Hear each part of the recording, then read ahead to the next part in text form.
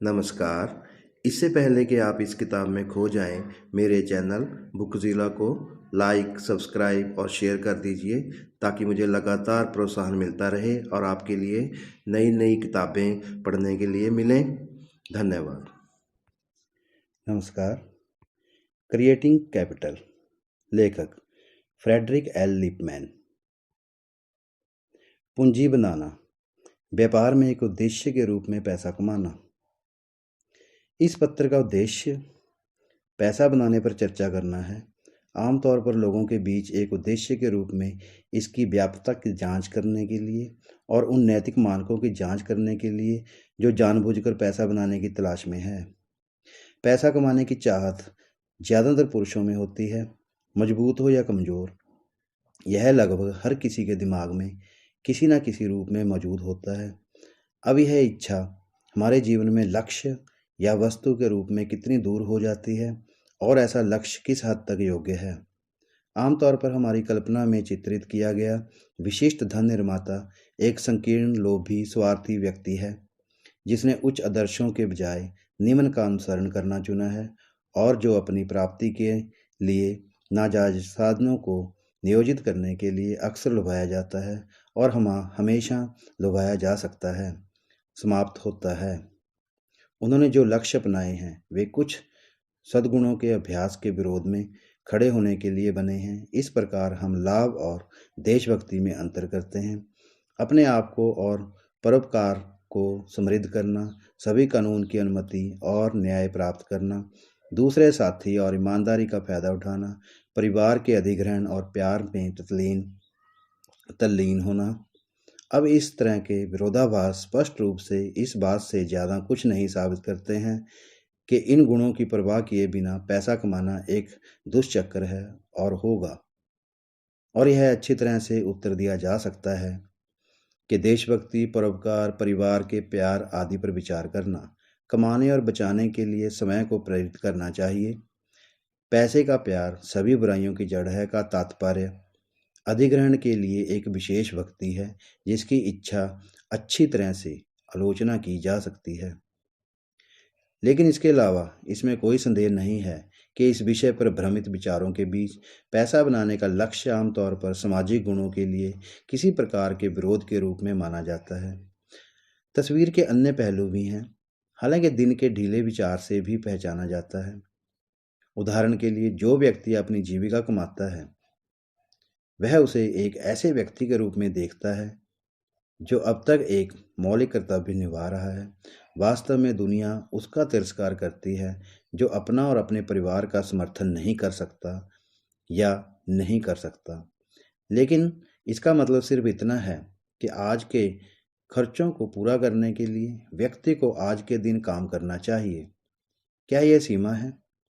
क्या खर्च करने के लिए काम करना उसके लिए पुण्य है? लेकिन बचाने के लिए काम करना उसके लिए एक बुराई है। एक व्यक्ति को यह निर्णय लेने में किन बातों का ध्यान रखना चाहिए कि उसे धन निर्माण को अपनाना चाहिए या नहीं, यानी अपनी वर्तमान जरूरतों से अधिक अधिवेश का अधिग्रहण जीवन में अपने निश्चित लक्ष्यों में से एक के रूप में। एक विचार हमारे देश से संबंधित है। समझा जाता है कि संयुक्त राज्य अमेरिका अब युद्ध को आगे बढ़ाने में प्रतिदिन लगभग 250 लाख या $2.5 करोड़ खर्च कर रहा है। अंतिम विश्लेषण में इस राशि का भुगतान पिछली बचत और संयुक्त राज्य के लोगों की वर्तमान आय से बचत से किया जाना चाहिए। राष्ट्र की संपत्ति में मुख्य रूप से उसके नागरिकों की संपत्ति का योग होता है। इसलिए हमें कहा जाता है कि हम बढ़ी हुई आय की तलाश करें और राष्ट्रीय धन को बढ़ाने के लिए अपने खर्चों को कम करें।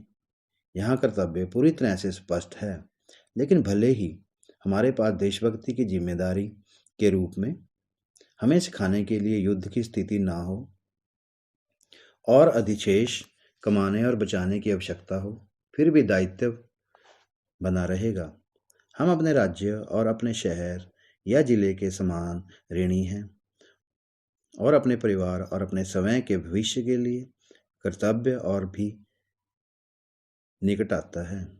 बरसात के दिन या रेनी डे वृद्धावस्था के लिए प्रदान करने का कर्तव्य। और यह देखा जाएगा कि इस अर्थ में पैसा कमाना और अधिग्रहण के लिए निर्देशित है जाल आय। यह किसी भी कमाई के उस हिस्से से संबंधित है जो वर्तमान व्यय से बचाई जाती है और पूंजी बन जाती है। तब हमें समाज के प्रति कर्तव्य पर भी विचार करना चाहिए।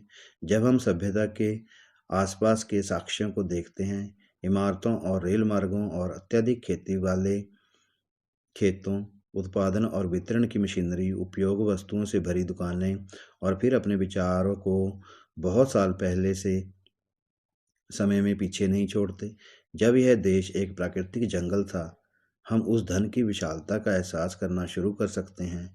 पूंजी जो तब से अस्तित्व में आई है, जिसका हर कण किसी की कमाई और बचत के कारण है, श्रमिकों द्वारा उपभोग नहीं किए जाने वाले अधिशेष के लिए अतीत की उनकी अनियंत्रित और व्यर्थ निवल शेष वर्ष दर वर्ष, विश्वविद्यालय, चर्च, पुस्तकालय, पार्क इस प्रकार हमें सौंपे गए धन में शामिल हैं।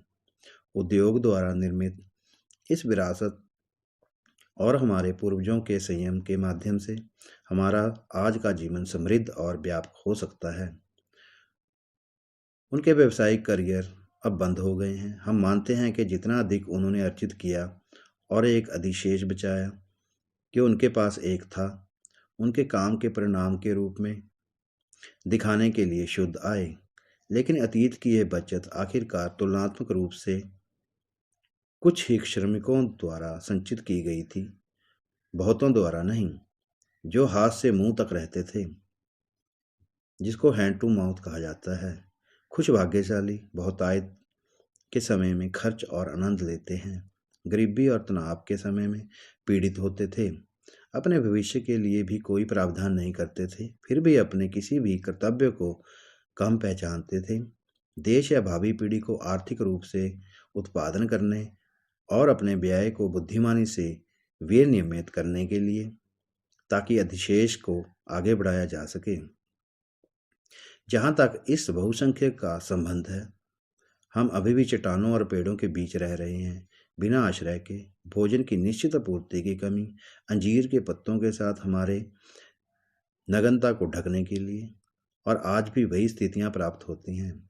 अपने परिचितों के बीच कितने ऐसे व्यक्ति होंगे जो पूंजी के निर्माण में अपना थोड़ा करने के लिए किसी भी जिम्मेदारी को महसूस करते हैं और कार्य करते हैं। बहुत कुछ।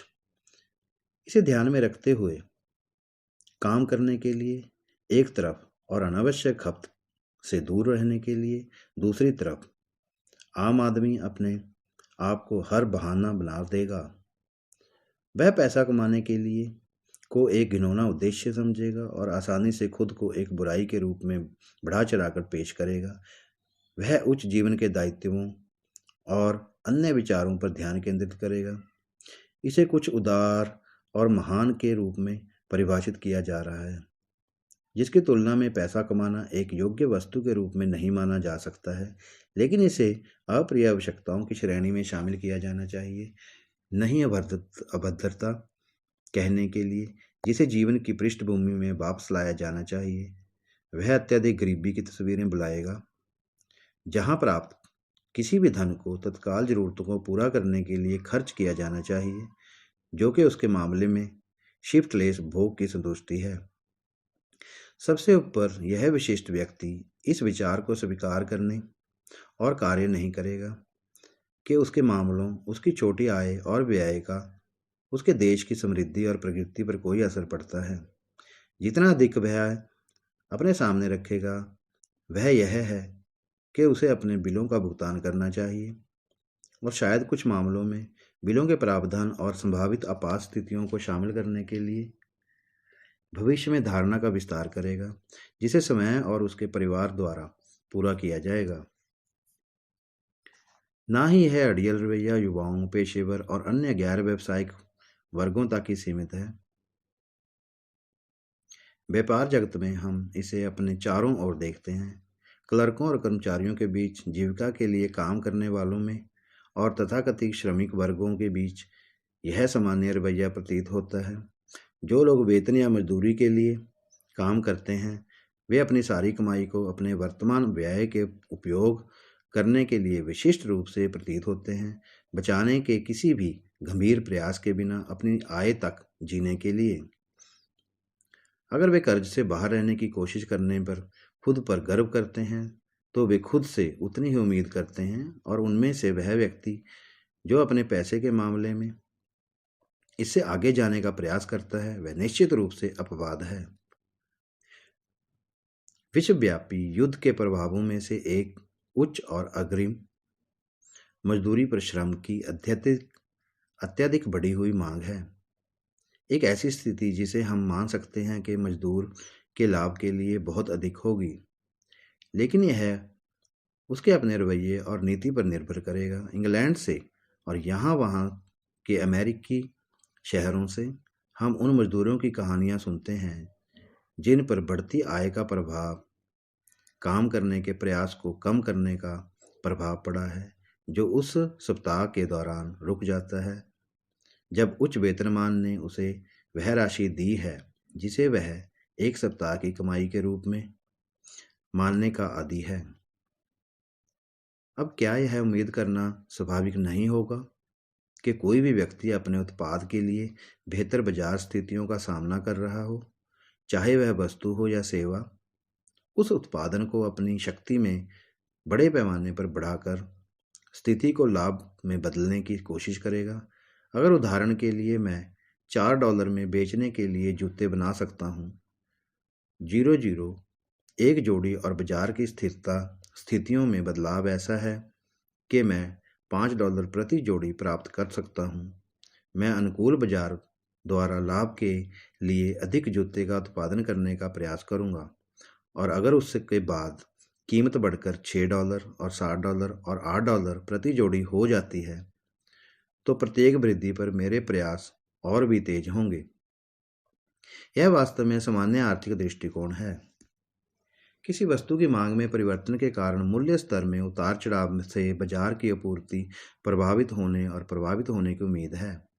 अधिक कीमत पर उत्पादन को प्रोत्साहित किया जाता है और नए स्रोतों और पुराने स्रोतों से वस्तु की अधिक इकाइयाँ बाजार में लाई जाती हैं। दूसरी ओर गिरती कीमतों के तहत बाजार में दी जाने वाली आपूर्ति अपने आप कम हो जाएगी। अनुकूल बाजार से लाभ के लिए मैं और अधिक जूते बनाने का प्रयास करूंगा, और अगर उसके बाद कीमत बढ़कर $6, $7 और $8 प्रति जोड़ी हो जाती है, तो प्रत्येक वृद्धि पर मेरे प्रयास और भी तेज होंगे। यह अर्थशास्त्र में एक प्राथमिक सामान्य बात है।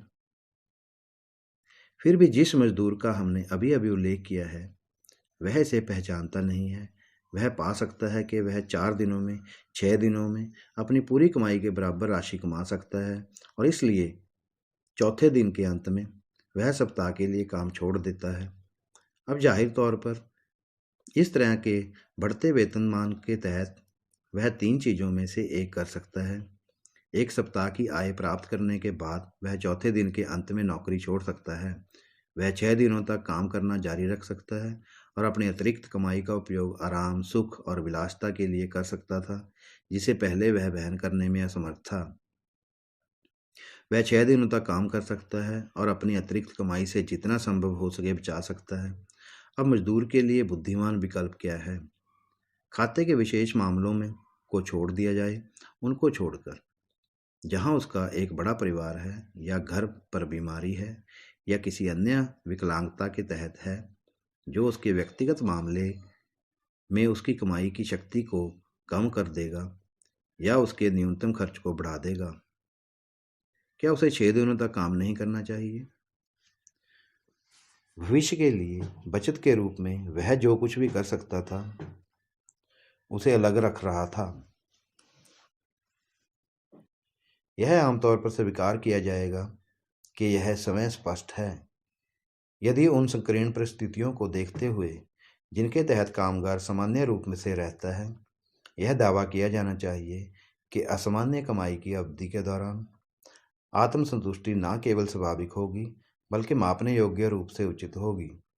उत्तर दिया जा सकता है कि यह केवल विशिष्ट है, जिसमें धारणा शामिल नहीं है।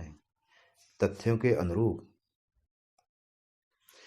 इस तरह के बहाने हम अक्सर आत्म संयम के तीखे कर्तव्य को निभाने के बजाय वर्तमान सुख में अपने भोग को सही ठहराने के प्रयास में खुद के लिए बनाते हैं। जिस मजदूर के आदर्श ऐसे हैं कि वह चौथे दिन के अंत में नौकरी छोड़ देता है, वह उस प्रकार का व्यक्ति नहीं है जो जीवन में उच्च लक्ष्यों को प्राप्त करने के लिए 2 छुट्टियां बिताने जा रहा है।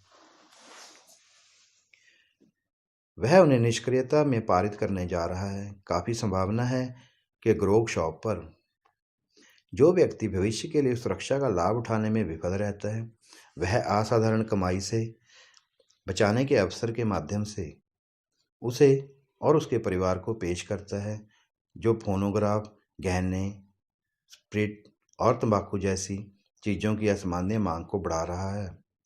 और यह युद्ध के दौरान विलासिता के लिए जबरदस्त विचार की व्याख्या करने में मदद करता है। निस्संदेह ऐसे बहुत से कामगार हैं जो अधिक तर्कसंगत मार्ग का अनुसरण करते हैं, जो सर्दी के मौसम में अपने और अपने परिवार के आराम और सुरक्षा के लिए फसल की कटाई और भंडारण कर रहे हैं। क्या कोई यह सोच सकता है कि इस नीति में एक ऐसा उद्देश्य शामिल था जो घिनौना था, उन्हें नीचे खींचने की ओर प्रवृत्त करता था और जीवन के उच्च विचारों से दूर था? निश्चित रूप से किसी मामलों में सावधानीपूर्वक योजना बनाने का एक कोर्स भविष्य की आवश्यकता की परवाह किए बिना वर्तमान विलासिता के लिए आलस्य या अधिशेष के अतिरिक्त व्यय में लिप्त होने की तुलना में अब तक एक बेहतर पाठ्यक्रम और उच्च स्तर पर होगा। असामान्य मजदूरी की शर्तें के तहत काम करने वालों का यह मामला असाधारण लगता है, फिर भी उसके सामने इस प्रकार प्रस्तुत किया गया विकल्प आमतौर पर हम सभी के सामने प्रस्तुत किए गए विकल्प से मौलिक रूप से बहुत भिन्न नहीं है। जीवन की शुरुआत करने वाला युवक अपने अवसरों के प्रति उतना ही लापरवाह हो सकता है जितना कि चौथे दिन के अंत में नौकरी छोड़ने वाले कार्यकर्ता के रूप में। या यदि वह अपने व्यवसाय के लिए समय को उचित रूप से समर्पित करता है, तो वह अपनी कमाई को वर्तमान आत्मसंतुष्टि में खर्च कर सकता है। यदि हालांकि वह दोनों अपने काम पर ध्यान केंद्रित करेंगे और एक बचा हुआ अधिशेष बनाने के उद्देश्य से आत्म संयम का अभ्यास करेंगे, तो सभी उसे सफलता की राह पर आगे बढ़ाने पर विचार करने के लिए सहमत होंगे। शुरुआत के मामले में यह काफ़ी स्पष्ट लगता है, लेकिन आखिरकार वही विचार हर किसी पर लागू होते हैं, चाहे व्यवसाय या पेशे में शुरुआती या अनुभवी, युवा या बूढ़े। हम सभी के लिए एक ही विकल्प प्रतिदिन प्रस्तुत किया जाता है और अपने जोखिम पर हमें इसे बुद्धिमानी से बनाना चाहिए। उदाहरण के लिए, चिकित्सक हालांकि वह अपने रोगियों के कल्याण की तुलना में पैसा बनाने पर अधिक ध्यान नहीं दे सकता है, अपने अध्ययन के लिए, अपने पेशेवर आदर्शों के लिए दूसरी ओर इन व्यावसायिक कर्तव्यों और विचारों को नहीं छोड़ना चाहिए जो समाज के एक आर्थिक सदस्य के रूप में उनके हैं। उसे अपने परिवार के साथ यथोचित शालीनता और मितव्ययिता से उत्पादन करना चाहिए और उपभोग करना चाहिए। उसे भविष्य के लिए स्टोर करने के लिए अधिशेष का लक्ष्य रखना चाहिए। बेशक यह लक्ष्य उनके पेशेवर आदर्शों के लिए गौण है, लेकिन कर्तव्य के टकराव की कोई आवश्यकता नहीं है। मुद्दा यह है कि उनकी गतिविधि का एक विभाग मौजूद है और उनके द्वारा अपने व्यावसायिक मामलों के लिए समर्पित किया जाना है। किसी भी स्थिति में एक पुरुष पति, पिता, नागरिक के रूप में वह इन व्यावसायिक मामलों की जिम्मेदारी से नहीं बच सकता। उन्हें किसी तरह से संचालित किया जाना चाहिए। यह ठीक होगा या बीमार। यदि वह इसमें विफल रहता है, तो इसमें इन सभी संबंधों में विफलता शामिल हो सकती है। एक पुरुष पति, पिता, नागरिक के रूप में, और स्पष्ट रूप से यह विचार अन्य सभी पुरुषों और महिलाओं पर लागू होते हैं, चाहे उनका पेशा या जीवन में प्रमुख रुचियां कुछ भी हों। बिल कलेक्टर के दरवाजे पर दस्तक देने के डर से इतने सारे लोग हाथ से मुंह में रहकर खुद को घसीटने की अनुमति क्यों देते हैं? हम पैसे के सवालों को उससे क्यों जोड़ते हैं जो दुखी, दुर्भाग्यपूर्ण, नीचे की ओर, भय और दुख के साथ है? केवल दुर्घटनाओं को छोड़कर यह इसलिए है क्योंकि हम लापरवाह हैं, गतिहीन हैं, क्योंकि हम समस्या का सामना मानवीय रूप से नहीं करते हैं, उचित आत्म संयम का अभ्यास नहीं करते हैं, विषय की जटिलता पर विचार करते हैं और निर्णय लेते हैं और एक रचनात्मक कार्यक्रम को अंजाम देते हैं। किसी के पास धन होने पर भी उसे छूट नहीं है। वास्तव में बड़ी संपत्ति में किसी के आर्थिक मामलों के संचालन में देखभाल के लिए और भी अधिक आवश्यकता शामिल है। धनी व्यक्ति के बारे में कहा जाता है कि उसके पास ऐसी उलझनें और जिम्मेदारियां होती हैं जो मध्यम परिस्थितियों वाले लोगों के लिए अज्ञात होती हैं। ठीक है, हर किसी को इन पैसों के सवालों का सामना करना चाहिए या उनके द्वारा संचालित होना चाहिए।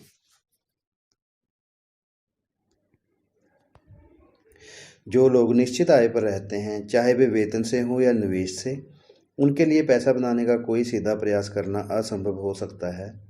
उनके लिए समस्या का सामना करना है और इसके दूसरी तरफ खर्च और बचत के पक्ष में महारत हासिल करना है ताकि आय को जीवन यापन के उद्देश्य के लिए यथासंभव बुद्धिमानी से विभाजित किया जा सके।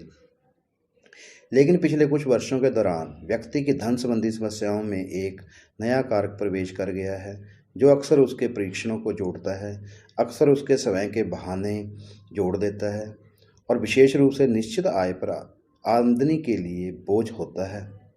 हम रहने की उच्च लागत का उल्लेख करते हैं। हालांकि यहाँ यह है कि वेतन पाने वाला व्यक्ति आत्म सुरक्षा में कुछ कर सकता है क्योंकि उसकी कमाई को संभालने में उसकी नीति से कीमतों का स्तर कुछ हद तक प्रभावित हो सकता है।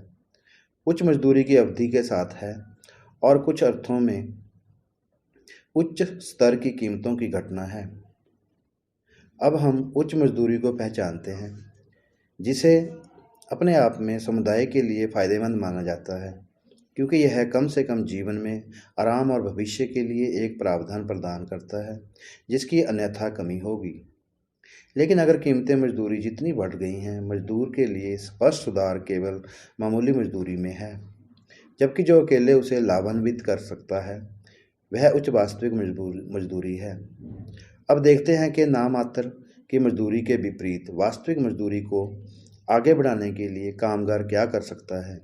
उच्च मजदूरी की अवधि के दौरान अधिशेष आय के उपयोग की कीमतों पर क्या प्रभाव पड़ेगा। यदि अतिरिक्त आय का व्यय किया जाता है तो उनका उपयोग या तो प्रथागत वस्तुओं की उच्च कीमतों को पूरा करने में या इन उन्नत कीमतों को पूरा करने में और अतिरिक्त वस्तुओं की खरीद में भी किया जाएगा। पहला मामला तभी होगा जब मूल्य में अग्रिम मजदूरी में अग्रिम के बराबर हो। केवल उस स्थिति में नई मजदूरी केवल प्रथागत वस्तुओं की नई लागत को कवर करेगी। तब प्रथागत वस्तुओं में पूरी आय का यह व्यय मूल्य स्तर को बनाए रखता है और उच्च मजदूरी से कोई भी लाभ गायब हो जाता है। दूसरे मामले में जहां तक श्रमिक अपनी अधिशेष आय से बचत करेगा तो वह समुदाय की पूंजी में वृद्धि करेगा और यह प्रत्यक्ष या परोक्ष रूप से आगे की वस्तुओं के उत्पादन का कारण बनेगा जिससे वस्तुओं की आपूर्ति में वृद्धि होगी और इस प्रकार कीमतें कम करें। किसी भी मामले में कार्यकर्ता को यथासंभव बचत करनी चाहिए क्योंकि इससे मूल्य स्तर कम हो जाता है और इसलिए इसकी स्थिति बेहतर हो जाती है। या इसे और अधिक सरलता से कहें तो उच्च मजदूरी के समय में कार्यकर्ता को जितना संभव हो उतना उत्पादन करना चाहिए और जितना संभव हो उतना कम उपभोग करना चाहिए।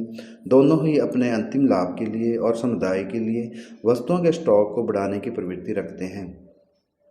वास्तव में कीमतों का एक उच्च स्तर दुनिया की कैपिटल के कुछ बर्बादी के कारण हो सकता है, जैसे कि युद्ध में उदाहरण के लिए, और फिर कैपिटल को बहाल करने के लिए एकमात्र मार्ग है एक ऐसा आंदोलन जो निस्संदेह समय पर होगा, लेकिन जो हो सकता है एक समुदाय भर में मिथ्या व्यत्यता और बचत की आदतों को सामान्य रूप से अपनाने के माध्यम से बहुत तेज किया जा सकता है।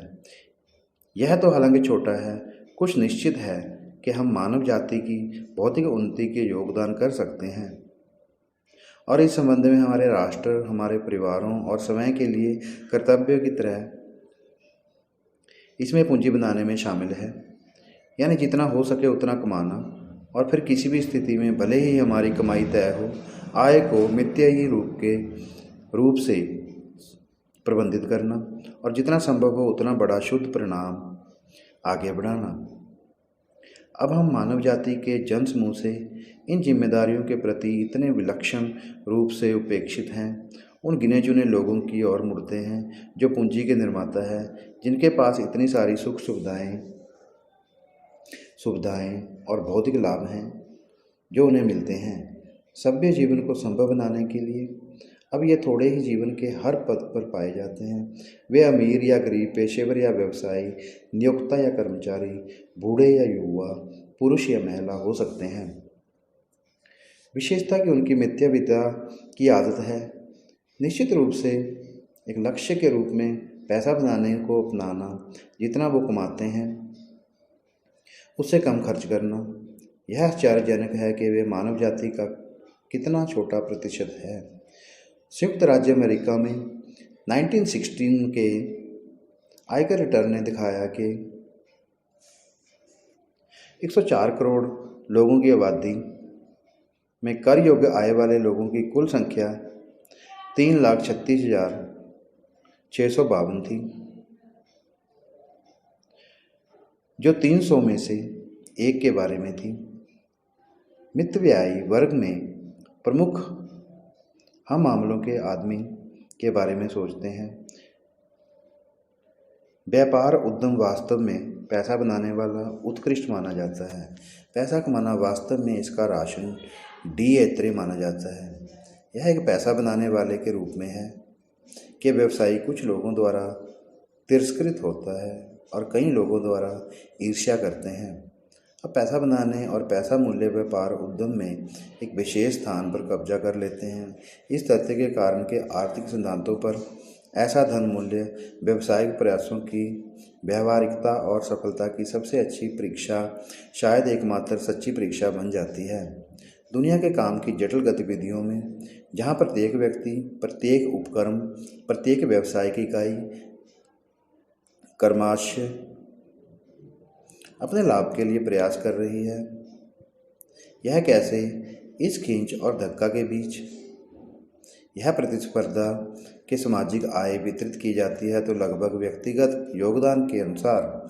भले ही हम यह स्वीकार कर लें कि बहुत से लोगों को उचित शिक्षा, उचित हिस्सा नहीं मिल पाता है कि यहाँ और वहाँ घोर असमानता है, फिर भी उत्पादन वितरण में मानव जाति की गतिविधियाँ का एक छात्र और उपभोग को इस बात पर अचंभित करना चाहिए कि पुरस्कार किस हद तक योगदान के मूल्य का अनुमान लगाते हैं।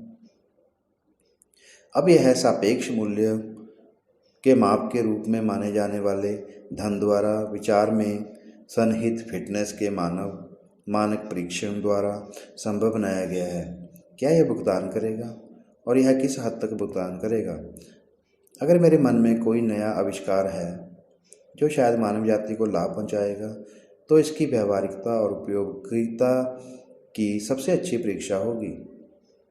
क्या यह भुगतान करेगा? क्या लोग इसे खरीदेंगे, इसके लिए पैसे देंगे? यदि प्रक्रिया में सुधार प्रस्तावित है तो प्रश्न यह है कि क्या यह भुगतान करेगा? यदि युवक जीवन में उच्च आदर्शों और अपनी क्षमताओं के बारे में एक अच्छी राय के साथ शुरू होता है, एक राय जिसे शायद प्यारे माता पिता और प्रशंसा करने वाले दोस्तों द्वारा बढ़ावा दिया जाता है, तो सवाल यह है कि क्या यह क्षमताएं दुनिया की ज़रूरतों के अनुरूप होंगी? क्या वे वास्तविक मांग की आपूर्ति करेंगे? क्या वे सेवा योग्य होंगे? इसका पता लगाने का सबसे अच्छा साधन है, हालांकि यह केवल एक मोटा अनुमान हो सकता है, और हालांकि कभी कभी त्रुटियां आती हैं, क्या वे भुगतान करेंगे? क्या वह इन सेवाओं को असली पैसे के लिए बेच सकता है?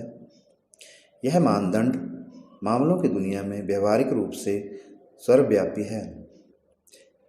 यह आर्थिक आवश्यकता पर आधारित है, और यद्यपि यहाँ और वहाँ गंभीर मूल्यों के साथ क्रूरता का आरोप लगाया जा सकता है। यह कुल मिलाकर एक उल्लेखनीय सटीक मानक है।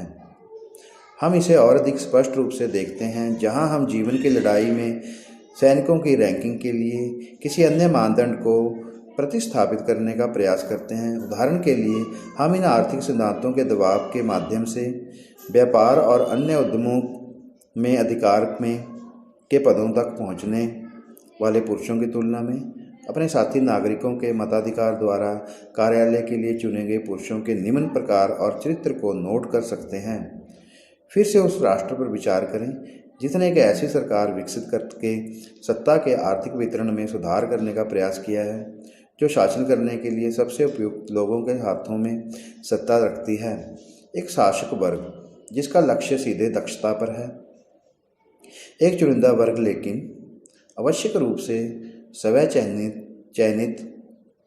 इस प्रकार एक सैन्य शासक द्वारा एक आर्थिक शासन को प्रतिस्थापित करना एक आर्थिक कठोर और कॉम्पैक्ट संगठन के माध्यम से आर्थिक दक्षता के कुछ रूपों में वास्तव में सफल लेकिन पहल विकासवादी विकास, मौलिक विकास, लोगों की स्वतंत्रता के विनाशकारी।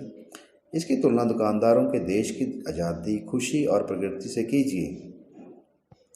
व्यावसायिक उद्यम तब तक अपना ध्यान मुनाफे की ओर लगाता है क्योंकि केवल आर्थिक आवश्यकता से लाभ उद्यम की सच्ची सफलता की कसौटी है, अर्थात मानव जाति के लिए इसकी सेवा क्षमता। यहाँ हम अदूरदर्शी व्यक्ति के बीच अंतर करते हैं जो तत्काल रिटर्न का लक्ष्य रखता है और दूरदर्शी व्यक्ति जिसकी नज़र भविष्य पर टिकी हुई है, जो वास्तव में लाभ की इच्छा रखता है लेकिन लंबे समय तक उनकी इच्छा रखता है। लेकिन यह केवल मानव स्वभाव की अभिव्यक्ति है, जैसा कि हम इसे हर क्षेत्र में पाते हैं। हम हमेशा उस व्यक्ति में कमी देखते हैं जिसका जीवन वर्तमान के लिए रहता है, तत्काल आनंद के लिए। उसमें हम विशिष्ट सुख साधन देखते हैं, विशेष रूप से प्रलोभन के लिए प्रवण, जीवन के नियमों को तोड़ने के लिए, दूसरों की कीमत पर खरीद को शामिल करने के लिए या खुद के भविष्य का। वह चरित्रवान रूप से कमज़ोर, गलत काम करने वाला है और हम उसकी तुलना चरित्रवान व्यक्ति से करते हैं जो तत्कालिक वातावरण से श्रेष्ठ है, जो दूर के भविष्य, अनुपस्थित पड़ोसी, अदृश्य ईश्वर की अवहेलना नहीं करेगा। और इसलिए आर्थिक दुनिया में यह पूरी जीवन अवधि है जिसे लक्ष्य चुने जाने पर माना जाना चाहिए। लंबे समय के लिए लक्ष्य के रूप में लाभ नैतिक सिद्धांतों का विरोध करना नहीं करता है। ईमानदारी सबसे अच्छी नीति है। Honesty is the best policy. और दूसरों के साथ वैसे ही करें जैसा आप चाहते हैं कि दूसरे आपके साथ करें। अच्छे व्यवसाय के सिद्धांत हैं और यह आर्थिक सिद्धांत उनके साथ संघर्ष नहीं करते हैं। यह इस तथ्य से प्रदर्शित होता है कि वे लंबे समय में मुनाफे की ओर प्रवृत्त होते हैं। इसका मतलब यह नहीं है कि व्यवसाय में मानव जाति परिपूर्ण है। आर्थिक प्रगति के हर दौर में एक नए वातावरण में पुरुष नए प्रयोग करते हैं, जैसा कि इस देश में गृह युद्ध के बाद की अवधि में और उससे पहले रेल निर्माण के युग में महान आधुनिक निगम के विकास के दौरान हुआ था। उन्होंने नैतिकता में नए प्रयोग करने की कोशिश की है, जैसा कि उन्होंने भौतिक में, रसायन विज्ञान में, अर्थशास्त्र में किया है। उन्होंने ईमानदारी को छलावरण से सुनहरे नियम को आत्म उन्नति से बदलने का प्रयास किया है, लेकिन ये प्रयास सफल नहीं होते हैं और इसलिए वे बदनाम हो जाते हैं। वे काम नहीं करते हैं क्योंकि स्वाभाविक रूप से वे टिक नहीं सकते हैं और सहन करने में असमर्थता किसी भी आर्थिक उपकरण के उद्देश्यों के लिए घातक है। हम इस तथ्य पर जोर दे रहे हैं कि व्यवसाय आवश्यक रूप से लंबे समय तक संचालित होता है। सफलता की प्रकृति ही स्थायित्व को दर्शाती है। एक आदमी अवसर का कुछ आपराधिक लाभ उठा सकता है, वह उसे सौंपे गए धन के साथ फरार हो सकता है, वह नियोक्ता द्वारा उस पर व्यक्त किए गए विश्वास का दुरुपयोग कर सकता है, एक ग्राहक द्वारा वह गलत बयानी के तत्काल लाभ प्राप्त कर सकता है। वह उसे सौंपे गए धन के साथ फरार हो सकता है। वह नियोक्ता द्वारा उस पर व्यक्त किए गए विश्वास का दुरुपयोग कर सकता है। एक ग्राहक द्वारा वह गलत बयानी से तत्काल लाभ प्राप्त कर सकता है, लेकिन कोई भी ऐसी चीज़ों के टिकने की उम्मीद नहीं कर सकता था। वह संभवतः एक स्थायी संरचना का निर्माण नहीं कर सकता था। ऐसा कोर्स अंत में उसे लाभ या किसी अन्य प्रकार की सफलता का वादा नहीं कर सकता था। एक उचित रूप से संचालित व्यावसायिक उद्यम तब लंबे समय में लाभ कमाने में से संबंधित होता है, अर्थात व्यावसायिक आचरण की स्वीकृत धारणाओं के अनुसार, संक्षेप में खेल के नियमों के अनुसार, और इसमें एक मानक के अनुरूप होना शामिल है। जो किसी को जो मिलता है उसके लिए अच्छा मूल्य देने का एक मानक है। एक उचित रूप से संचालित व्यावसायिक उद्यम तब लंबे समय में लाभ कमाने से संबंधित होता है, अर्थात व्यावसायिक आचरण की स्वीकृत धारणाओं के अनुसार, संक्षेप में खेल के नियमों के अनुसार, और इसमें एक मानक के अनुरूप होना शामिल है। जो किसी को जो मिलता है उसके लिए अच्छा मूल्य देने का एक मानक है। एक उचित रूप से संचालित व्यावसायिक उद्यम तब लंबे समय में लाभ कमाने से संबंधित होता है, अर्थात व्यावसायिक आचरण की स्वीकृत धारणाओं के अनुसार, संक्षेप में खेल के नियमों के अनुसार, और इसमें एक मानक के अनुरूप होना शामिल है। जो किसी को जो मिलता है उसके लिए अच्छा मूल्य देने का एक मानक है। हमें आगे सकल लाभ और शुद्ध लाभ के बीच अंतर करना चाहिए। व्यापारी या निर्माता स्वाभाविक रूप से एक बड़ा व्यवसाय करने की इच्छा रखता है। वह गर्व के साथ इस वर्ष अपनी बिक्री में पिछले वर्ष की तुलना में वृद्धि की ओर इशारा करता है। उसका कारोबार जितना बड़ा होगा, उसके ऊपरी खर्चों की अनुपानित राशि उतनी ही कम होगी जो उत्पाद की प्रति यूनिट वहन की जानी चाहिए, और अन्य अर्थव्यवस्थाएं बड़े पैमाने पर उत्पादन या वितरण का पालन करती हैं। वह कभी कभी अपने उत्पादन को बढ़ाने के लिए इच्छुक हो सकता है, भले ही उसके खर्चों में अनुपातहीन वृद्धि हो, इस विचार के साथ कि वह बाद में इन खर्चों को कम करने के लिए खुद पर कब्जा कर सकता है, और इस बीच उसके उद्यम की सद्भावना बड़े सर्कल से प्राप्त होगी। ग्राहक एक नए उद्यम के साथ ऐसा ही होता है, जो अक्सर अपने शुरुआती वर्षों के दौरान बहुत कम या कोई लाभ नहीं होने की उम्मीद के साथ शुरू होता है। जब यह एक ग्राहक इकट्ठा कर रहा है और अपने उत्पाद को अर्थव्यवस्था के साथ वितरित करना सीख रहा है। हालांकि यह सभी विशेष मामले हैं। सामान्य स्थिति यह है कि व्यावसायिक उद्यम शुद्ध लाभ का लक्ष्य रखता है, जिसमें बड़ी बिक्री, भारी लेन देन और सकल लाभ में रुचि होती है। जहां तक इनसे अंततः शुद्ध लाभ वास्तविक लक्ष्य की ओर बढ़ने की उम्मीद की जाती है। अब यह शुद्ध लाभ निश्चित रूप से सभी लागतों और खर्चों के लिए, मूल्य ह्रास और हर अन्य कारक के लिए विचाराधीन व्यवसाय अवधि के दौरान हानि, विनाश और गिरावट का कारण बनने के बाद हाथ पर छोड़ी गई कमाई है। संक्षेप में, व्यापार पूंजी जैसा कि अवधि की शुरुआत में था, पहले पूरी तरह से बहाल किया जाता है और शुद्ध लाभ के उभरने से पहले ही की अवधि के अंत में बरकरार रखा जाता है। इसलिए यह शुद्ध लाभ सही मायने में नई पूंजी का निर्माण बन जाता है और वास्तव में पूंजीगत नीतियों के अतिरिक्त व्यवसाय में इसे बनाए रखा जा सकता है, यहाँ तक कि जब इसका आंशिक या पूर्ण रूप से लाभांश में भुगतान किया जाता है तो यह व्यक्तिगत स्टॉक होल्डर्स के हाथों में नई पूंजी बन जाती है, जो तब तक अपनी निजी क्षमता में इसे खर्च कर सकते हैं, लेकिन उचित निवेश द्वारा इसे स्थायी रूप से पूंजी के रूप में संग्रहित कर सकते हैं। यह तब पूंजी का निर्माण है जो वास्तव में व्यावसायिक उद्यम का अंतिम फैसला बनाने का लक्ष्य है। अब हम विशिष्ट व्यवसायी व्यक्ति के धन निर्माण के उद्देश्य में उसके दृष्टिकोण और नीति को संक्षेप में प्रस्तुत कर सकते हैं। लाभ की तलाश में वह आर्थिक आवश्यकता से प्रेरित होता है। उसका लक्ष्य लंबे समय में लाभ है, जिसमें आर्थिक और नैतिक मानकों के अनुरूप है, और शुद्ध लाभ जिसका अर्थ है पूंजी का निर्माण। पूंजी के निर्माण को हम एक योग्य उद्देश्य के रूप में पहचानने में असफल नहीं हो सकते।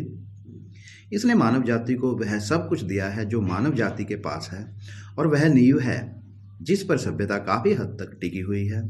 कला और विज्ञान में उन्नति पूंजी बनाने के नए तरीके के लिए व्यावसायिक उद्यम की मांगों से प्रेरित नहीं है, और हम यह मान सकते हैं कि समय आ जाना चाहिए जब यह मकसद विफल हो जाना चाहिए, जब पुरुषों को अपने प्रति उदासीन होना चाहिए। मुनाफे के प्रति रवैया, आगामी ठहराव मानव प्रयास के हर विभाग को प्रभावित करेगा।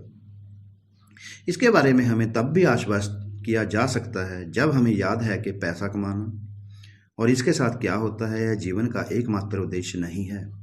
इतना सूचीबद्ध करने के बाद कि पैसा बनाने की खोज में गुणी है, यह सुझाव अपरिहार्य है कि इसका कोई और पक्ष होना चाहिए कि पैसा बनाने वाले की लोलुपता के सामान्य विचार की पूरी तरह से निराधार नहीं हो सकते।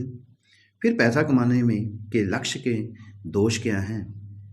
इस प्रश्न का परीक्षण करते समय हम पहले उन बातों को दरकिनार कर देंगे जिनका हम पहले ही उल्लेख कर चुके हैं। केवल अपराध के पैथोलॉजिकल मामले, तीखे अभ्यास के, दूसरों का फायदा उठाने के, जबकि चिंताजनक रूप से उच्च आंकड़ों में बढ़ते हुए अपेक्षाकृत कम महत्वपूर्ण है। अर्थात वे उस नियम को अस्पष्ट करने से बचने के लिए दुर्लभ और दुर्लभ हैं जिसका वे उल्लंघन करते हैं। यह नियम के ईमानदारी अर्थशास्त्र के साथ साथ नैतिकता में भी अनिवार्य है। अब हमें जिस चीज़ की जांच करनी चाहिए वह कोई भी शातिर प्रवृत्ति है जो सामान्य रूप से और अपने समय के स्वीकृत सिद्धांतों के अनुसार पैसा बनाने के उद्देश्य में पाई जा सकती है।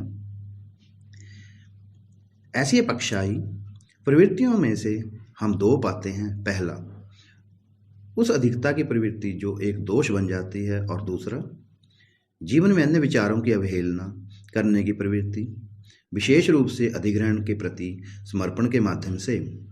लेकिन आगे विचार करने पर हमें यह देखना चाहिए कि यह दोनों प्रवृत्तियां एक साथ प्रवाहित होती हैं और एक हो जाती हैं, क्योंकि धन प्राप्ति के प्रति बहुत अधिक समर्पण और जीवन के अन्य उद्देश्यों पर बहुत कम ध्यान देना आखिरकार एक ही चीज़ की अभिव्यक्ति है।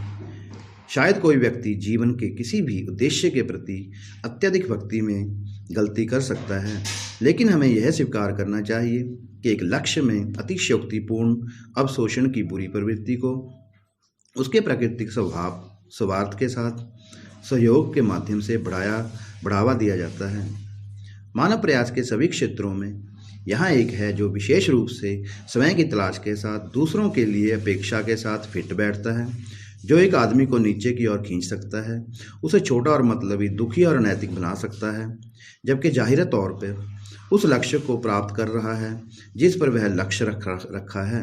हर आदमी पैसा बनाने पर ध्यान केंद्रित करते हुए सचेत रूप से अपने देश के कल्याण, कई लोगों के जीवन में सुधार, भावी उत्थान की मांग नहीं कर रहा है, भले ही वह खेल के स्वीकृत नियमों का कठोरता से पालन करता हो।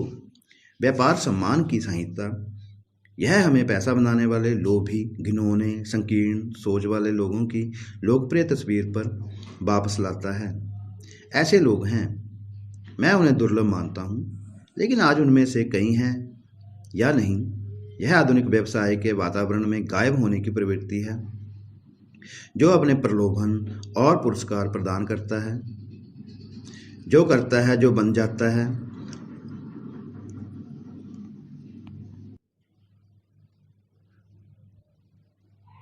जो सेवा प्रदान करता है लाभ के लिए, घोर साधक के लिए नहीं। कभी कभार अपवाद को छोड़कर इस तरह का एक विशेष उद्देश्य बड़े मामलों के व्यक्ति, व्यवसायी, नेता स्पष्ट रूप से सफल व्यक्ति का नहीं है। यह ना तो हैरीमैन है, ना एडिशन, ना विंस्टॉक, ना मार्शल फील्ड, ना पीवॉडी, ना ही हमारे आज के बड़े निगमों के प्रमुख हैं। ऐसे लोग धन निर्माता, पूंजी के निर्माता, बड़े उद्यम के निर्माता होते हैं, लेकिन लाभ के लिए उनका उद्देश्य वास्तविक होने पर केवल उनके मुख्य उद्देश्य प्राप्त करने के में सक्षम बनने, सेवा प्रदान करने के लिए आकस्मिक होता है। जब व्यवसाय में शुरुआत करने वाला किसी अनुभवी मित्र से सलाह के लिए संपर्क करता है तो उसे कहा जाता है कि जितना संभव हो उतना कठिन और ईमानदारी से काम करें, अपने व्यवसाय का अध्ययन करें, खुद को बेहतर बनाने की कोशिश करें। दूसरे शब्दों में, सेवा देने पर अपनी पूरी ताकत केंद्रित करने के लिए कहा जाता है। उसकी मजदूरी या वेतन के लिए खुद का ख्याल रखेगा। अनुभवी व्यक्ति अच्छी तरह जानता है कि यह व्यवसाय की दुनिया में सभी रैंकों के लिए सही मायने में सही है और जितना ऊंचा व्यक्ति जिम्मेदारियों में चढ़ता है उतना ही उसे देना और करना चाहिए। वास्तव में व्यवहारिक दुनिया में अग्रणी पदों पर पुरुषों का कब्जा है जो जबरदस्त उत्पादन करते हैं, जिसका मूल्य स्वयं और दूसरों के लिए है जो वे हासिल करते हैं और वह जो उन्हें मिलता नहीं है। अनुभव के पुरुषों के बीच सफलता की कसौटी है जो कि प्रभारी है।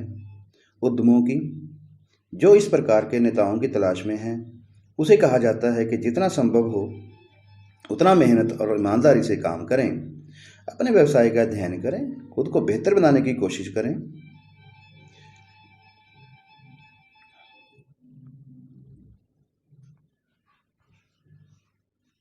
यहाँ हमारे पास लाभ के लिए अनुचित भक्ति की और प्राकृतिक स्वार्थ द्वारा समर्पित प्रवृत्ति का उपाय होता है। ऐसी संकीर्णता बस काम नहीं करती। यह व्यापार उद्देश्य की बेहतर दक्षता के लिए प्रतिस्पर्धा से बाहर हो जाती है और जबकि यहाँ और वहाँ प्रकार मौजूद हैं, नए मामलों में इसका विकास हर उदाहरण से हतोत्साहित होता है जो सापेक्ष सफलता को दर्शाता है। सभी अर्थों में उन लोगों द्वारा प्राप्त किया जाता है जो इसे उत्पादन करना, सेवा प्रदान करना अपना मुख्य उद्देश्य बनाते हैं। जिस प्रकार चिकित्सक अपने रोगी पर अपना पहला विचार रखता है, वैसे ही यह श्रेष्ठ व्यवसायी अपने पेशे पर सबसे पहले ध्यान देते हैं क्योंकि वे इसे मानते हैं और यह उनकी सफलता को सुनिश्चित करता है, जैसा कि यह चिकित्सक का करता है। और बनने के लिए कम पुरुषों के लिए मानकीकृत आदर्श यह वास्तव में स्पष्ट रूप से स्पष्ट है कि कई मामलों में व्यवसाय में व्यक्ति को मुख्य रूप से उस सेवा पर ध्यान देना चाहिए जो वह प्रदान करने का प्रयास कर रहा है। स्टोर में क्लर्क को मुख्य रूप से अपने ग्राहकों के लिए, अपने माल के लिए, अपने अन्य कर्तव्यों के लिए खुद को समर्पित करना चाहिए, ना कि अपने वेतन के लिए। और इसलिए विभाग प्रबंधन के साथ और इसलिए महाप्रबंधन के साथ, चाहे वह किसी स्टोर का हो, रेल रोड कंपनी का हो या अन्य गतिविधि का हो, सभी के लिए तत्काल दैनिक समस्या एक सेवा प्रदान करने, एक वस्तु का उत्पादन करने या उस काम को करने में निहित है जिसके लिए व्यावसायिक उद्यम मौजूद है। उत्पादन पर यह एकाग्रता इसके अलावा प्रतिस्पर्धा के लिए आवश्यक है जो निर्माता को लाइन में खड़ा कर देती है और अक्सर इसे व्यावसायिक जीवन और मृत्यु का मामला बना देती है कि व्यक्ति की विधि और गुणवत्ता में प्रगति करनी चाहिए। उनका जूता पहनना जूता निर्माता के लिए गर्व की बात है। एक उद्देश्य के रूप में पैसा कमाना इस प्रकार उद्यम की विशिष्ट गतिविधियों के लिए सहायक बन जाता है। यह एक तरह से एक उप उत्पाद है, लेकिन पैसा बनाने का उद्देश्य है। हालांकि शायद पृष्ठभूमि में यह उस शक्ति को प्रस्तुत कर रहा है जिसके तहत उद्यम संचालित होता है। इसके अलावा यह उद्यम की समृद्धि या समृद्धि की कमी, उसकी प्रकृति, जीवन की जरूरतों के साथ उसकी फिटिंग का संकेत देने वाला गेज है।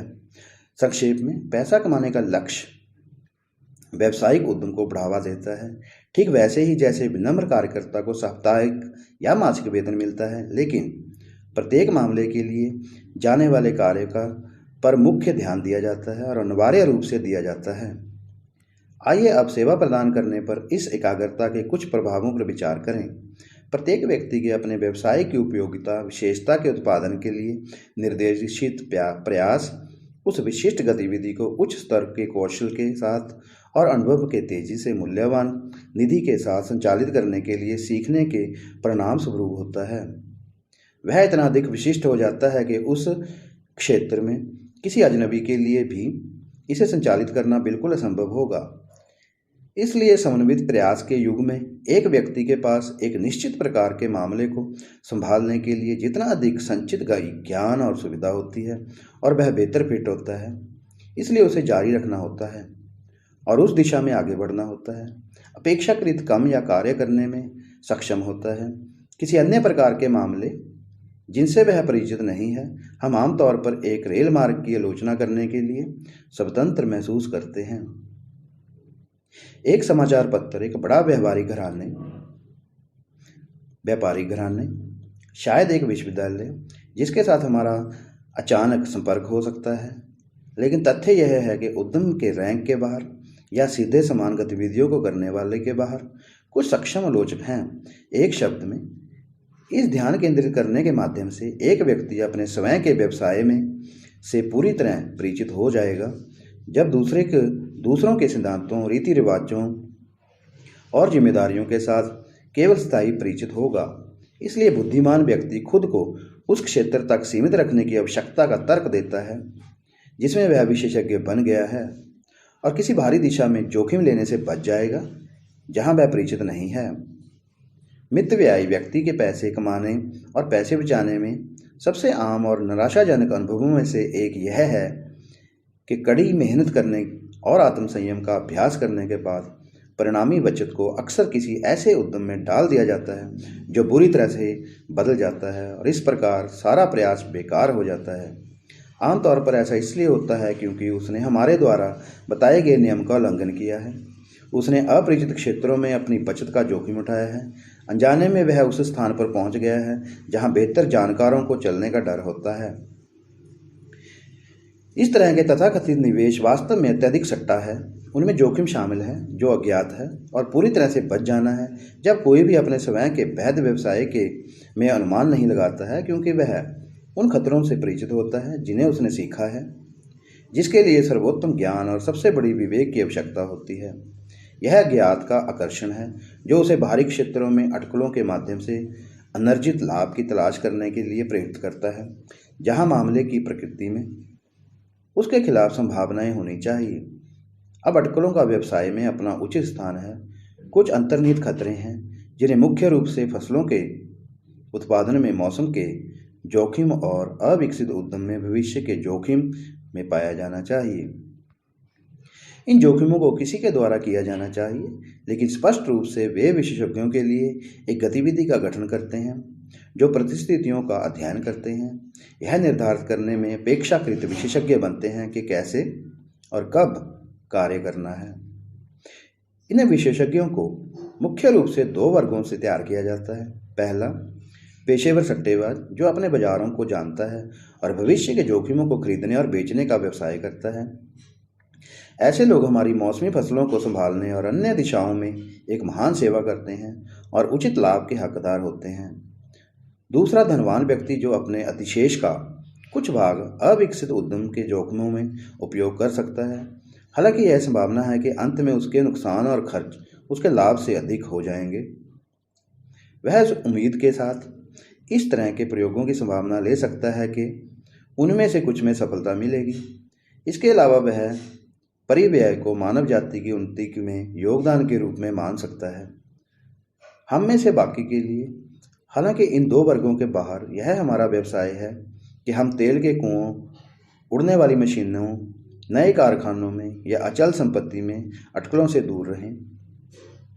लंबे समय में हमें कुछ नहीं मिल सकता है, कुछ भी नहीं, और पैसा बनाने के प्रयास जो नैतिक रूप से मान्य हैं इस प्रकार उन लोगों के साथ मेल खाते हैं जो स्वार्थी रूप से वांछनीय हैं, अर्थात भुगतान प्राप्त करने के प्रयास, लाभ जो एक मूल्यवान सेवा या उत्पादित वस्तु से उत्पन्न होता है। अक्सर जो पुरुष अपने नियमित व्यवसाय में इस नियम का पालन करते हैं, वे अपने बचाए गए अधिशेष धन के उपयोग में इसके विमुख हो जाते हैं। उन्हें लगता है कि उनकी बचत से उन्हें पैसा बनाना चाहिए, जैसा कि वे कहते हैं। अब बचत को 3 तरीकों में से एक में नियोजित किया जा सकता है।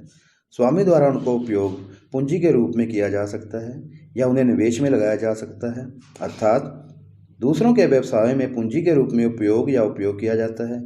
या तीसरा, वे जुए या सट्टे में बर्बाद हो सकते हैं। बेशक अपने समय के उद्यम में अतिरिक्त पूंजी के रूप में रोजगार आमतौर पर जहां भी लागू हो सबसे अधिक वांछनीय है, लेकिन यह सीमितदारी का उपयोग है जो उत्पादक गतिविधियों में लगे कुछ लोगों से संबंधित है जो अधिशेष कमाते हैं और बचाते हैं। इस तरह के संचय के लिए मुख्य संसाधन हमारे अपने देश और अच्छी तरह से स्थापित उद्यमों के ब्रांड और प्रतिभूतियों में सुरक्षित निवेश में हैं। हमारे भ्रूण पूंजीपतियों में से बहुत से लोगों के पास अपने धन के सुरक्षित और उचित निवेश के लिए आवश्यक अनुभव या कौशल नहीं है। उन्हें दूसरों की सलाह पर भरोसा करना चाहिए, लेकिन वे किस पर भरोसा कर सकते हैं?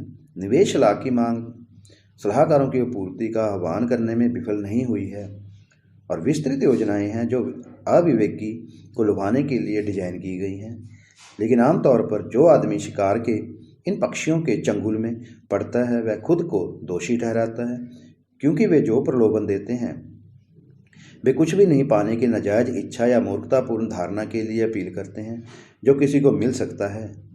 अमीर जल्दी किसी तरह से किसी अजनबी द्वारा फुसफुसाए और सरासर परोपकार से। तथ्य यह है कि बुद्धिमान व्यक्ति अपने निवेश से पैसा बनाने के सभी विचारों को खारिज कर देगा। वह केवल मध्यम वापसी की मांग करेगा जो केवल सुरक्षा के अनुरूप है, और इस नीति के साथ किसी भी तथाकथित अवसर के लिए बहरे कान को बंद कर देगा जो बड़े मुनाफे का वादा करता है। हम इस मामले को यह कहकर सारांशित कर सकते हैं कि एक पर एकाग्रता। इसलिए किसी के मामले पर या मामलों पर यह एकाग्रता एक प्रकार की व्यवहारिक प्रणाली में विकसित होती है जिसमें व्यापारिक समुदाय का प्रत्येक समुदाय और सदस्य अन्य चीज़ों को छोड़कर किसी कार्य या गतिविधि को देख रहा है, और इसलिए दुनिया का काम सबसे अच्छे लाभ के लिए किया जाता है। प्रत्येक कार्य उन विशेष व्यक्तियों द्वारा भरा जाता है जो अपेक्षाकृत विशेषज्ञ बन गए हैं। इस प्रणाली से एक व्यावसायिक आदत या तरीका उत्पन्न होता है जो हमेशा युवा और अनुभवहीन गैर व्यावसायिक व्यक्ति द्वारा नहीं समझा जाता है। हम व्यापार में प्रत्येक व्यक्ति, प्रत्येक उद्यम, प्रत्येक संगठन को दूसरों के साथ व्यापार या व्यवहार करते समय अपने स्वयं के हितों की तलाश करने की जिम्मेदारी छोड़ने की प्रथा का उल्लेख करते हैं। कैविएट एम्पटर, खरीदार सावधान रहें, इसका एक चरम विकास व्यक्त करता है और इसके सामान्य अर्थ में कि प्रत्येक पक्ष को अनुमति दी जानी चाहिए और दूसरे पक्ष का कोई भी लाभ लेने की अपेक्षा की जाती है जिसे वह सुरक्षित करने में सक्षम हो जाता है। यह युद्ध की स्थिति का वर्णन करता है। व्यापार के बजाय खरीद बिक्री में अपनी गतिविधि की प्रत्येक पंक्ति के लिए सबसे अनुकूल शर्तों को प्राप्त करने के लक्ष्य में प्रतिस्पर्धा की शर्तों को पूरा करने में इन सभी संबंधों में व्यवसायी खुद को बेहतर बनाने का प्रयास कर रहा है, और निस्संदेह इसे भूलने के लिए इधर उधर लुभाया जा सकता है। लेन देन के लिए दूसरे पक्ष के हित, लेकिन इस तरह के प्रलोभन के आगे झुकना केवल उस सिद्धांत का दुरुपयोग करना होगा जो कुल मिलाकर आर्थिक दक्षता की आवश्यकताओं द्वारा स्वीकृत है। यह सिद्धांत यह है कि व्यावसायिक लेन देन के प्रभावी न्याय के निकटतम सन्निकटन तक पहुंच जाता है जब प्रत्येक पक्ष अपने अपने हितों और दृष्टिकोणों के लिए खुद को समर्पित करता है। अगर ए के पास बिक्री के लिए एक घर है और बी एक संभावित खरीदार है, दोनों के बीच संभावित लेन देन का सार यह है कि ए संपत्ति के मूल्य का विचार उस मूल्य के बी के विचार से अलग है, या किसी भी दर पर ए को इसमें बी से बी की तुलना में कम मूल्य दिखाई देता है। यह निश्चित रूप से सभी व्यावसायिक लेन देन के लिए विशिष्ट है। विक्रेता वस्तु के ऊपर धन की इच्छा रखता है, खरीदार पैसे के लिए वस्तु को पसंद करता है। विक्रेता और खरीदार प्रत्येक मूल्य के अपने स्वयं के विचार पर स्वाभाविक रूप से रहता है। यह पूरी तरह से वांछनीय है, अपरिहार्य नहीं कहना है, और व्यापार के हर रिश्ते की विशेषता है। जहाँ भी दो आदमी खरीदते और बेचते हैं, एक दूसरे को रोजगार देते हैं या अन्य सौदे एक साथ करते हैं, स्थिति कुछ हद तक एक कानूनी मुकदमे के समान है जहां वादी के लिए वकील का कर्तव्य हर बिंदु को वादी के लिए उचित रूप से बनाया जा सकता है, जबकि दूसरी तरफ के वकील को हर बिंदु को उचित रूप से करना चाहिए। प्रतिवादी के लिए किया गया प्रत्येक पक्ष को उस पक्ष के हितों की देखभाल करनी चाहिए। इसी तरह एक व्यावसायिक संगठन में एक रेल मार्ग कहते हैं। जब कोई नई परियोजना विचाराधीन होती है तो इसे इंजीनियर, रसायनज्ञ, वकील, व्यावहारिक परिवहन व्यक्ति और को प्रस्तुत कर किया जाएगा, और इनमें से प्रत्येक विभाग में यह उम्मीद की जाती है कि विशेष कार्य में अनुभव से पैदा हुआ ज्ञान होगा सहन करने के लिए लाया गया। इंजीनियरिंग में के सवालों पर अधिकार के साथ बोलता है, कानूनी सवालों पर वकील, परियोजना के व्यावहारिक कामकाज पर परिवहन आदमी, और आमतौर पर प्रत्येक की आलोचना और योगदान उसके अपने कार्य तक ही सीमित होता है। संक्षेप में, आर्थिक स्वार्थ के शासन के परिणाम स्वरूप प्रत्येक जिम्मेदारी को छोड़ दिया जाता है जिसे वह ग्रहण करने के लिए सबसे अधिक सक्षम है, जिसमें वह सबसे अधिक विशेषज्ञ है, जिससे वह सबसे अच्छा ध्यान प्राप्त करता है, जो आमतौर पर बोल सकता है। कैविएट एम्प्टर मानव क्रिया के असंशोधित आधार के रूप में बदनाम हो जाता है। सुनहरा नियम तेजी से अर्थशास्त्र के साथ साथ नैतिकता द्वारा मांग की गई नींव का गठन करने के लिए देखा जाता है। आज का चलन उन लोगों के हितों के प्रति उदासीनता से दूर है जिनके साथ हम व्यवहार करते हैं। सफल व्यक्ति बिक्री के माध्यम से लाभ कमाने का प्रयास नहीं करेगा जो वह जानता है कि क्रेता को लाभ नहीं होगा, क्योंकि वह परीक्षण तक नहीं मापेगा। क्या यह भुगतान करेगा? एक व्यवसाय का मूल्य काफ़ी हद तक उसकी सद्भावना पर निर्भर करता है और बहुत अधिक पैसा और प्रयास विज्ञापन और ग्राहक बनाने के अन्य माध्यमों में खर्च किए जाते हैं ताकि पुरुषों को अपने ग्राहकों के साथ तेजी से व्यवहार करने के लिए यह उनकी रुचि के अनुसार हो। नए तरीकों, नए सिद्धांतों को खोजने और स्थापित करने के वैज्ञानिकों के प्रयासों में एक प्रयोग की सफलता निर्धारित की जानी चाहिए। मुझे लगता है परीक्षण से क्या यह काम करेगा, क्या प्रभावी परिणाम देगा। इसी तरह अर्थशास्त्र में भौतिक वस्तुओं के उत्पादन, वितरण और उपयोग में मानव जाति का विज्ञान, उपयोगिता और दक्षता की परीक्षा है। क्या यह भुगतान करेगा कि उस विज्ञान के अनुप्रयोग में व्यावहारिकता का मानक होने के नाते। इसलिए हमने इस परीक्षण को लागू करने के लिए पैसा बनाने के इस विश्लेषण में प्रयास किया है, क्योंकि अभ्यास या आदत या प्रभाव जो भुगतान करता है वह सामाजिक विज्ञान की इस शाखा में अंतर्निहित सिद्धांतों के अनुरूप है।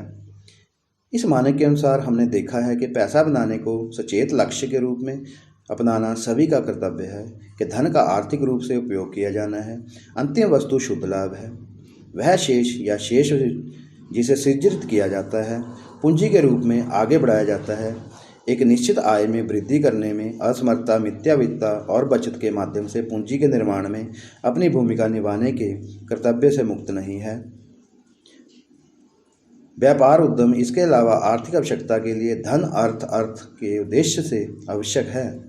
हालांकि तत्काल या अस्थायी लाभ के बजाय लंबे समय में लाभ।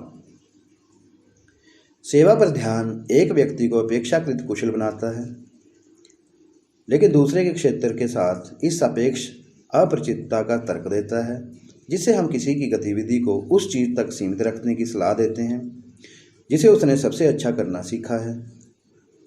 इसके एक उदाहरण के रूप में उसे अपनी अधिशेष पूंजी या बचत को बाहरी उद्यमों में रखने से बचना चाहिए, जहां वे उन जोखिमों का हिस्सा लेंगे जो उसके लिए अज्ञात है, और ना ही उसे अपनी बचत को पैसा बनाने के उद्देश्य से नियोजित करने का प्रयास करना चाहिए, जब तक कि वास्तव में वह उन्हें अपने व्यवसाय में पूंजी के रूप में उपयोग कर सकता है। अपने स्वयं के कार्य पर ध्यान केंद्रित करने का अर्थ यह भी है कि एक व्यापार लेन देन में प्रतिभागियों को अपने स्वयं के पक्ष के लिए जिम्मेदारी देने की प्रथा की व्याख्या करता है। एक प्रथा जो आर्थिक रूप से उचित है, लेकिन जिसे उचित सीमा के भीतर रखा जाना चाहिए। दूसरी ओर हमने पाया है कि व्यावसायिक उद्यम के प्रभावी पुरुषों के अलावा मनुष्य के कल्याण और विकास के लिए इस प्रकार प्रदान करने का बोझ बहुत कम लोगों द्वारा ग्रहण किया जाता है, चाहे वह पेशेवर या व्यावसायिक रोजगार में हो। इसे अपेक्षा के साथ मानते हैं और अब मानना। वे सोचते हैं शायद कि वे कुछ चीज़ों को लक्षित कर रहे हैं या कि उनके प्रयासों का प्राप्त गणना नहीं होगी, या वे इस मामले को कोई मजबूत विचार नहीं देते हैं, जबकि अंतर्निहित मकसद अक्सर बेहोश आत्मसंयम का अभ्यास करने की अनिच्छा है। यह आत्मभोग है। हमें यह निष्कर्ष निकालना चाहिए कि यदि हम इस जिम्मेदारी को एक मर्यादा या एक मर्दाना तरीके से पूरा करना चाहते हैं, तो इसे प्राप्त स्पष्टता के साथ देखते हुए यह देखने के लिए कि मिथ्यावैत्यता स्वयं के लिए और जाति के लिए पूंजी का निर्माण आता है पर काबू पाना है। जीवन में किसी अन्य उचित उद्देश्य के साथ कोई आवश्यक संघर्ष नहीं करना। धन्यवाद। यह पुस्तक यहीं समाप्त होती है। अगर यह पुस्तक आपको अच्छी लगती है तो मेरे चैनल को लाइक, सब्सक्राइब और शेयर कर दीजिए, ताकि मैं इससे भी अच्छी नई पुस्तकें आपके लिए उपलब्ध करा सकूं। और हाँ, एक बात और, सब्सक्राइब करने में आपका कोई भी पैसा कोई पैसा, कोई धन, कोई दौलत नहीं लगती, लेकिन जो ये किताब पढ़ रहा है उसे इसका बहुत लाभ होगा और आपके लिए हर रोज एक नई पुस्तक पढ़ने का विकल्प होगा, जिससे मुझे बहुत ज़्यादा प्रेरणा मिलती रहेगी। आपका बहुत बहुत धन्यवाद।